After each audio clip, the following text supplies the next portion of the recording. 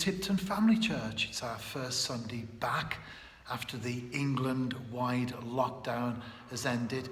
Great to see everyone again. We've just had the service, they've all gone, and I'm going to just do a resume of the sermon this morning. I spoke about change. There are lots of Bible verses on change, and the 3 points that I made quickly were, number one, we have to want change generally. If you don't want change in your life, it'll never happen. There has to be something within us that wants to change. People often go for the new year, new me approach. But however we look at it, we have to want it. There has to be a desire for change in our lives. Secondly, we have to identify it specifically. It's no good saying, I'm going to change. We have to know what areas of our life we need to change. Could be something to do with our character, maybe the way we react to certain situations or whatever. But we have to look into our own lives and identify something specifically.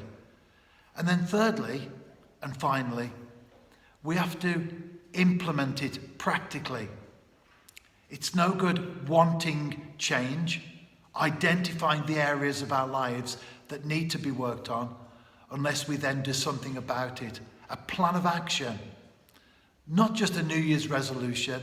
We're approaching that time of the year, of course, where people make their plans and make their dreams about how the next year is going to be different. But if we're doing exactly the same in 2021 as we did in 2020, nothing will change.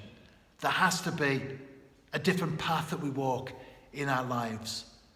We have to want change generally, identify it specifically, and then implement it practically. Recognize that we are a work in progress. Even if we decide that we are going to change, we are going to do things differently, there will still be times when we slip and we fall. You might, for example, have an issue with road rage.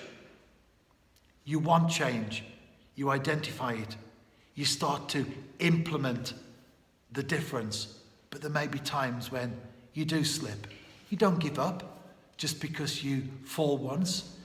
You pick yourself up, dust yourself down, and carry on.